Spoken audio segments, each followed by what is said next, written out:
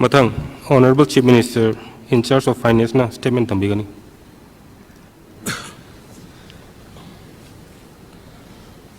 Honorable Chairman, sir. General point for discussion for budget. See, ma'am, honorable members, Mari Manga na saru gya bikre, ado goloina na maru be pointsing. Ma'am amasu thambikre. Hojiki thoi ba yamna ngai ta ba thokdok saki matang su mayam tanbiki aduga leiriba hojiki state gi wele be economy aduga thoi ba thokdok adum widely mari lena da ba natte aduga speaker sir chairman sir ai na hajani buda koi gi last 3rd May dagi horka nga si sahi amma makhai phagadore sidai gi wanthok lanthok mayam ama leiragasu ekhoi gi state government na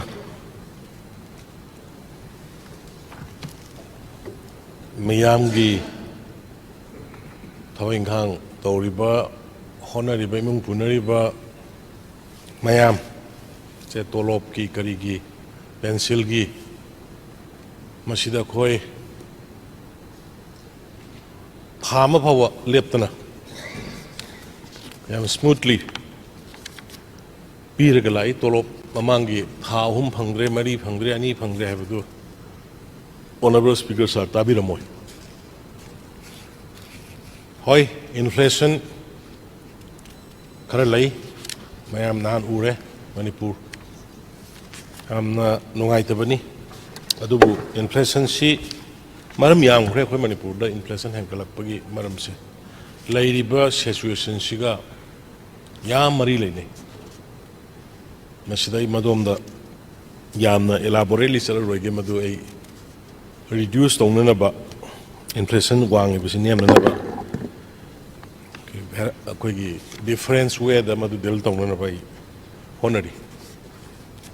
I one by one oina honorable members singi clarification tawroi ge maram jahiyeng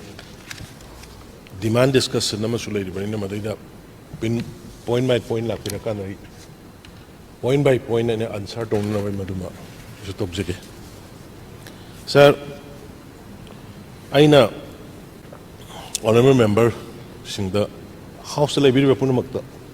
almaroi na sai question raised to be given honorable member Lokeshwar.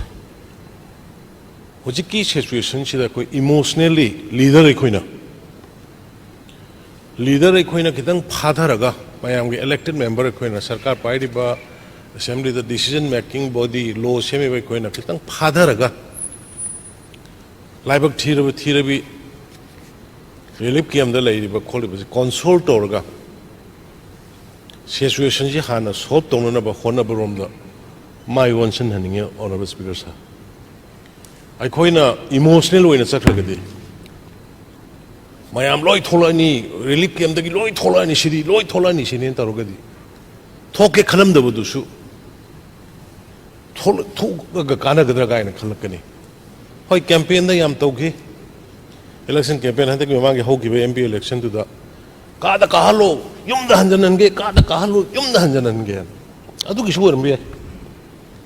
adu yumda hanjan ba je de khudat hanjan badi yaro ba songna rizil la ne ba songna rizil la ni mi siner bane mi no mai kapner bane mi asai de gari thingai ne magi khana budu na te ba sigi songna rizil asai de gari ma thingai ne re da khana budu na te ba on this will serve masi khana rizil no mai pai ba la lo ba loop yaur kanda Kanadra mi hatna mai thadana tawru bane sigi policy program matam low bo changne ai ngarang su thangre difference committee mayam ama central level yauna semaga honari ngangnari tawri positive su lae हंदरे नोई का तो कुइरे न होजा मी सिना दे कुइरे ना इरांग दु संग न भई आदम फम मनी लई हाइबो अनि नगा को की इरांग द 1992 दगी तौका 98 थोक चथे कुकी सिना को नगा सिना को संग न की प्रोमोट तम दुदा संग न भई आ की ब्राइब अदु इहाने मोइने संग न भई आरदी आ पॉलिटिकलाइज तौदगी हेता तौबा सिना मयाम द वारग लई इसा इसन सिंग दि इमोशनल वे हुजिक सो मा इंसल ले नुपी मा इंसल ले तोइदो एमपी वोक पद याव की नुपी ने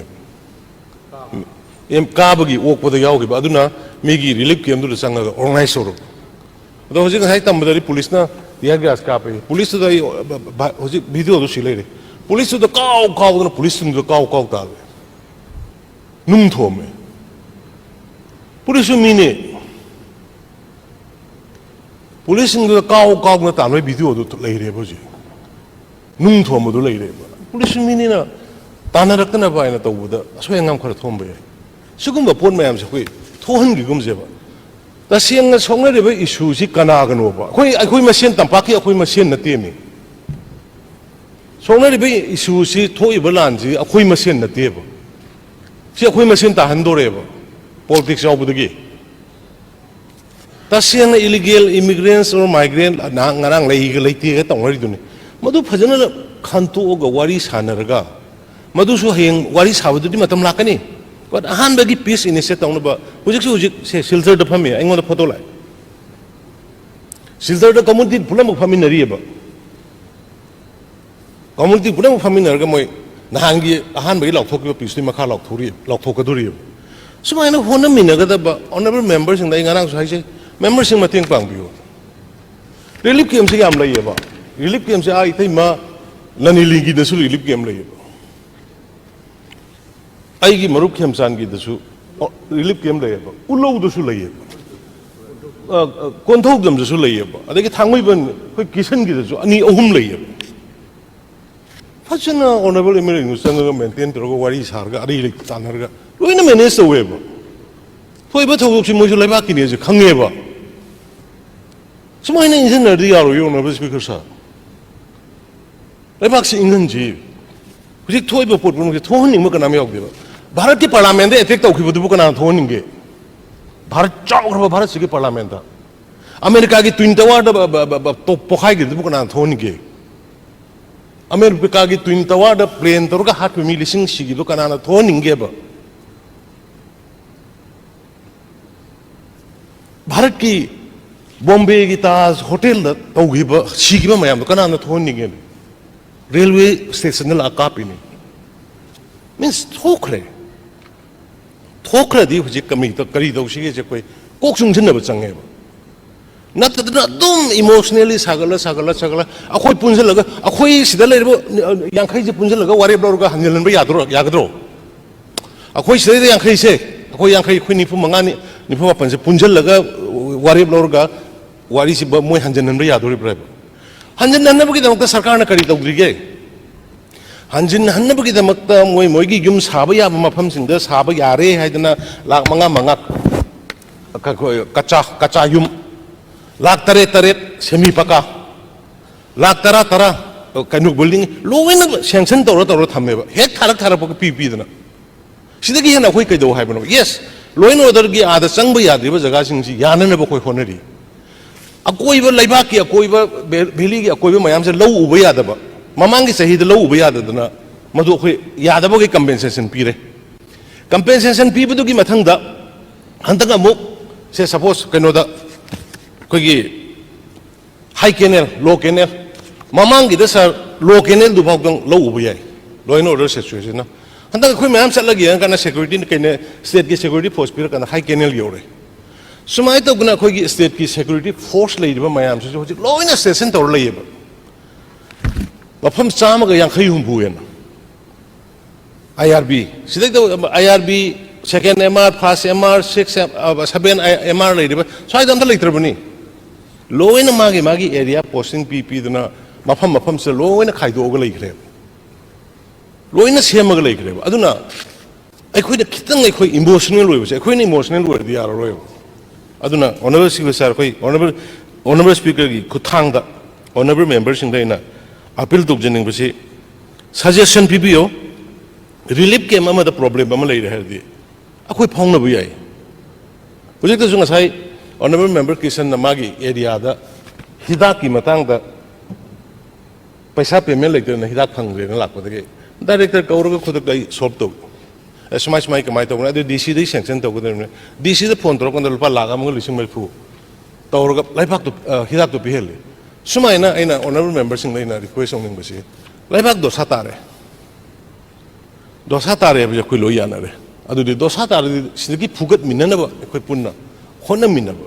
rajniti macha macha tong adu gumse macha macha injin nabi khochan nabi kokthok nabi emotion sagat pisi tong na gumse ai ki house tagi wana te ko praja tai da chunai na hajiris maramdi sigi issue si kanam tan thon ning ba yaude laibak thibadagi thoki bani laibak thibadagi court ki order du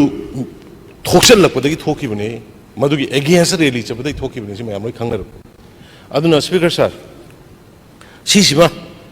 ai hanna appeal tokjage akhoi khannarasu haining ba kaya lerasu akhoi inside the room suggestion tokbiu haibiu mayam na mathai nungai roi daba wa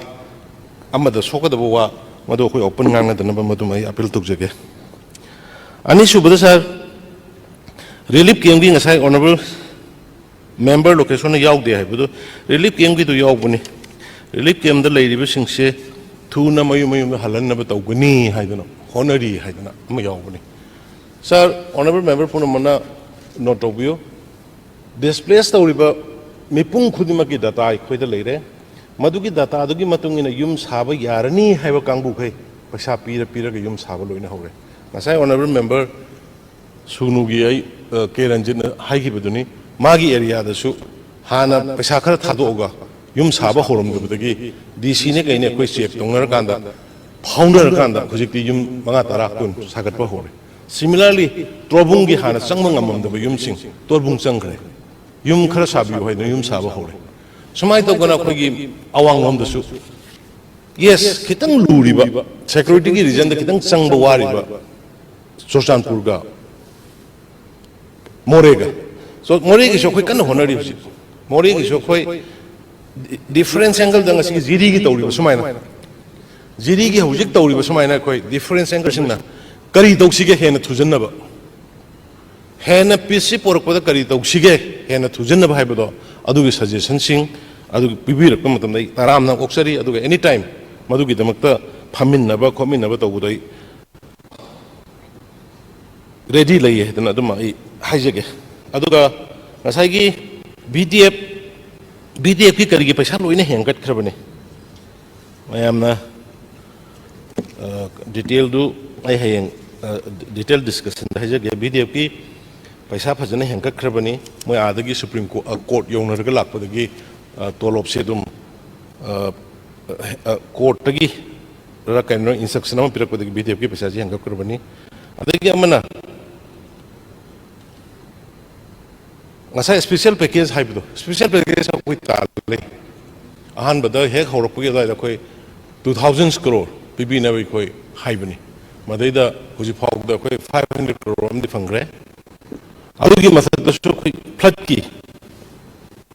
sina huji ki 500 sidi kano ko mai lende ko koi gi kano gi relief ki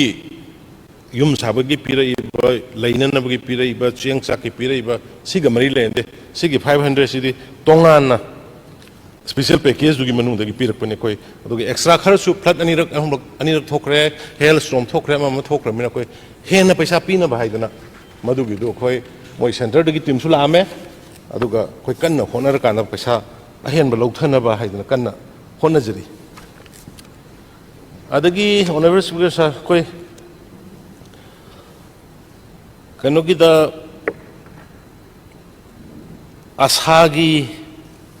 adagi achievement si khogi kharakata ulle na khoi honorable member megan hagi badu sumi sidai da khoi loina utpa yadu bagi loina highway yadu bagi maru ba khardu panbani adu ba khoi progress adum hoi handaki sahi sida hanaga sahi gi dimanade development da kari da ꯈꯔꯗꯤ ꯏꯔꯥꯡꯁꯤꯅ ꯑꯗꯨꯝ ꯁꯣꯛꯇꯕ ꯅꯠꯇꯦ ꯑꯗꯨꯕꯨ ꯑꯩꯈꯣꯏ ꯌꯥꯝ ꯀꯥ ꯍꯦꯟꯅ ꯑꯩ ꯉꯁꯥꯏ ꯍꯥꯏꯖꯈꯤꯕꯗꯣ ꯑꯁꯥꯒꯤ ꯑꯣꯏꯔꯣ BDFꯀꯤ ꯑꯣꯏꯔꯣ ꯂꯩꯔꯤꯕ ꯃꯌꯥꯝꯁꯤꯒꯤ ꯄꯦꯃꯦꯟ ꯅꯨꯡꯃꯦꯟ ꯀꯩꯗꯧꯕ ꯑꯩꯈꯣꯏꯗ ꯊꯣꯏꯗꯣꯛꯅ ꯅꯦꯁꯅꯦꯜꯒꯤ ꯂꯩꯔꯤꯕꯁꯤꯗꯒꯤ ꯑꯩꯈꯣꯏ ꯍꯟꯊꯕ ꯂꯩꯇꯦ ꯑꯗꯒꯤ ꯉꯁꯥꯏꯒꯤ UC ꯄꯤꯗꯕ ꯍꯥꯏꯕꯗꯨ UC ꯑꯗꯨꯝ ꯑꯌꯥꯝꯕ ꯄꯤ ꯑꯗꯨꯕꯨ ꯁꯤꯗꯩꯗ ꯑꯩꯈꯣꯏꯅ ꯂꯥꯛꯏꯁꯤ ꯑꯦꯀꯣꯃꯣꯂꯦꯁꯟ ꯑꯦꯛꯁꯤ ꯀꯩꯅꯣꯗꯒꯤ 2003-04 ꯑꯃ ꯀꯟꯅ ꯑꯃ ꯍꯣꯠꯅꯔꯀꯥꯟꯗ ꯉꯁꯥꯏꯒꯤ AGꯗ ꯊꯥꯔꯒ ꯆꯠꯀꯗꯕꯗꯣ ꯃꯗꯨꯒꯤꯗ ꯈꯤꯇꯪ ꯚꯦꯀꯝ ꯑꯃ ꯂꯩꯔꯤ ꯃꯗꯨ ꯑꯩꯈꯣꯏ ꯐꯝꯃꯤꯟꯅꯍꯜꯂꯒ ꯊꯨꯅ ꯂꯣꯏꯁꯤꯟꯅꯕ ꯍꯣꯠꯅꯔꯤ ꯍꯥꯏꯖꯒꯦ ꯁꯥꯔ speaker sir हाईवेसिंगीदा ngасai puthokpikiba local contractors sing or not only the highway madu chumme khara ghaida koi national highway gi se yamba NHDCL na 70-80% maramdi sum tobaga na koi gi progress se ban blockade adu tobasi maduna maram warka na koi thabak se chatre highway mong na center da ama lawr kanda मोगी matter policy होना अखोइना ngамani hairga khoina mu khara gai dum lobu yagani adu masi ayam national highway jiri lambi gi thong se moina sabne moi thangda maku barak irang adagi kanogi khoigi Tamenglong Khongsang Road adagi akhoi Tamenglong dagi kaino targa Harbong Phaurga Guwahati tana bu semiba adai Ukhrul lom da semiba suma mayam se ba highway gi lambi sing se NHDCL gi khutang da paiba adubu akhoi na haibasi NHDCL na pairaga su na khoi gi tabuk suba matadamdadi local contractorsingda madugi advantage piu hadna harakana ayamba subcontractorsingse local gidi oibni aduga hana direct akhoi contractorsing na pirammadudi khara gaidi handare aduga atai leiriba engineering sales dadi ayamba achouba project kumanatana achouba karor lising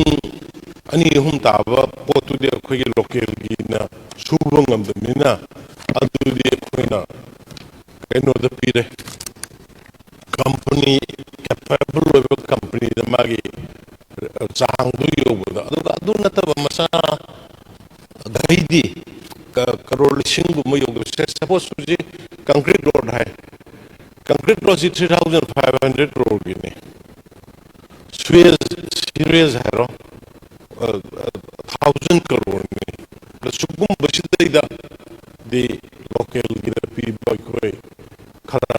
wali yogdubnina adu atai di ayamba local gina subuni adu hosiki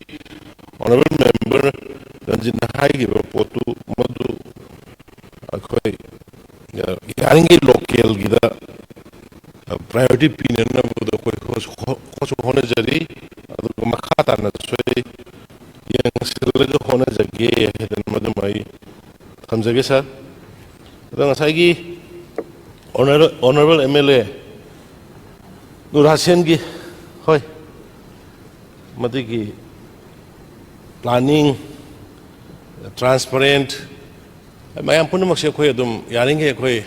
bill pibagi matang kari se khoi adum manage to we hadu ge hantaki laibak thibudi hantaki sahi si khara mayam na inconvenient oirongani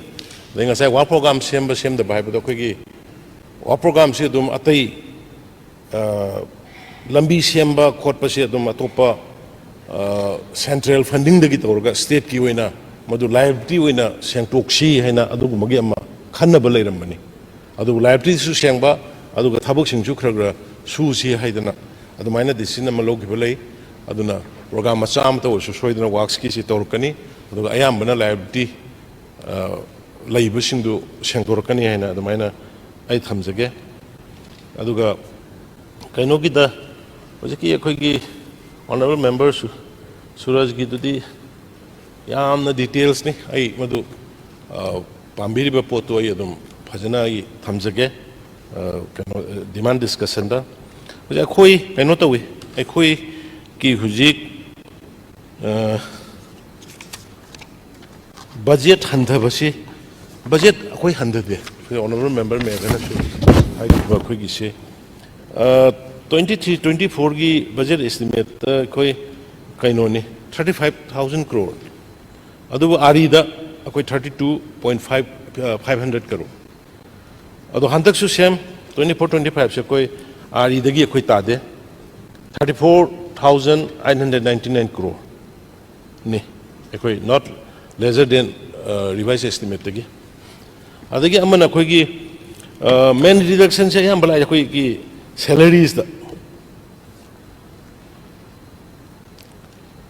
ꯁꯦꯂꯔꯤꯁꯗ ꯑꯌꯥꯝꯕ actual salary requirement si with new recruitment masini aduga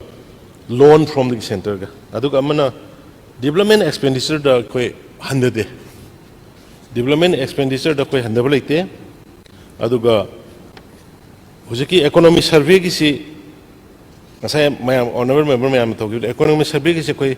irang jina koi lotion mangam gi dabani ayamba lotion la bani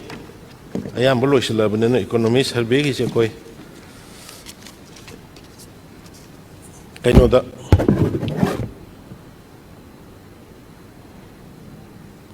Ojiki mamang saya ki irang saya tu nak yar ke dekoi hendak ki session nasi assembly da place tong na bai na koi kan na hona bani adu athu ba matam da ai lotion na matum ai hona jage data collection si hujik handak chahi hauri kanna mamang gi duni thamduri sidi do handak kisu data collection hauri haijabani adagi ngasai gi estimate gi dudai haijak reko adagi amana union amadi state ki finance ki se center dagi koi yam phajana koi huji phawda support yam phajana phangi aduga state wise allocation da hayeng madu demand discussion dai fazana madu ki details me amsi thamjage aduga work program gi sem no mi dam ta dai department kari kari gi koi sufficient fund koi provide tawi aduga hojiki aina haje ki bodu BDF asagum bagi mo incentive na chingma matam matam gi dum pi not only Delhi ki the pan du natana I think say sports ki suju paisa do only 4 crore hai do di some particular port amagi kanogi khoi national international medalisting aduga madudagi retired or kangbu sing dugi oina haibani adugo si not less than 15 crore koi provide tori aduga coaching khaktagi da crore mari khoi extra phau thamisa aduga ngasai animal mangba khotpa tawbudugi de khoi compensation adum sabsana pi dina ba budget yauri aduga general increase 10% per year is normally koi budget ki increase tawbuse aduga khoi normal limit ki da lairi aduga ngasai gi ama kainogi paisa pubagi deficit ki karigi na haibudu thoidong nai khoi madu mi painingai leite khoi moigi leiriba fiscal deficit ki percent pi diba madudagi khoi handana henkana lobusu yadamnina madudagi khoi tadana basu tawri henkatana basu tawri kainogi mapan gi khoi gi paisa thadarak yena tongnabi matang sita confuse leibigano 2017-18 da khoi 2,949 crore phangbani central fund se aduga 18-19 da su 2,436 crore phangi aduga 19-20 da akoi 3,183 phangi aduga 2021 da su akoi 4,182 phangi adagi sida hujik latest 21-22 da 3,650 crore phangi sir aduga 22-23 sida akoi 4,384 crore phangi sir aduna Central Fund Pangnabagi Kuigi Nasai GSDP Henkel Libra Hana Kuigi Honorable Member Haibaduma Dunate GSDP calculation da Taba the Oirapuyaba Potu Tambani Aduna MSME gi matang da Honorable Member Surul Kwan Hagib the Koi Subsana MSME Sing Shakoi promotory a difference Kanoda Kuigi state na guarantor Oirga Napidagi Akoi Taurakanda MSME around 7,000 crore Muki Koi subject to correction Akoi Moi the MSME Kutang the Koi Pange loan grant Yaw Bucket Pange the game start off Masai Forest of the Port the Yonunaba Haina Habib the Amsumani Huziki labor situation Aduna Ne Koina Huzik Makal Makagi economy revival Chief Minister economy revival Adigi Akogi Labidi vendors in the Tauriba Pig the Sentang Kari Koina Huzik a mass in the people who race it. Nan Mata city convention the Toroka Tobudu Mayam Ubirong winning Sing Birong 330 crore Muki ni Ado Ayamba Madu Akoi vendor Giaure grassroot Yum the Maroina relief came the labor in the Yankon emphasis Pizari. Relief came the labor sing Sigi Han Moy Pivon Kidang Sabina Sata Safana by the Nadom the Yankon Honori, Sigi budget the so Ikona Maduki the Mutaka Mogi provision Tamisi. Moina direct relief came the labor skill Gisu Hairaba column and Moina direct loan low with the loan dugi sing the court for the problem like Ray and a color Sumadu Moy the direct burden or the Navaidana startup Kikarigi loan sound Pidi Bakangu, the Moiga Koga agreement, Inaraga, Hariba, Noiga Tonaga, Posi Yaringi, priorities, relief came the labors in the peak of the Hibernate Singba, Adugi, proposal of the scheme sing, Akogi, Tamjari, Aduna, Lucian Jarapada, honorable members in the Hayang, Masida Sitan and have a wall over Yaurga, Shohayadum. Demand discussion, Aduga, no question, when it hasn't been Suyari, Karikari, convening bar. Winning Belation by Madugi, Subsaba Port Mayam Doi, Fazana Kumzage, Tabuda Boy, Loshal Lakoda, honorable members in the speaker with Tudamuka and Soy, cooperation is ready, Gramaita Ushigi Habado, Kaidosigi Habado, Assembly, Manunda Versu, Loiraga Versu, Tonganba, Rumda, Unaraga, Paminaraga, Sishigi, Akoida source lay, Sumaismaita, we see the Riani Habadu Maleragadi. I mostly welcome. Madugido, I last luck again. Aduga Huzimak, Akoi Yankan Honor Matung the area Karadadi, Nasimak, Adum, Piski, Uiba, Portama, September Hangba Horani, hide now number speaker size, my Tamzerga, Amona Atom Karpi, we don't go number speaker boy Tagase. Thank you.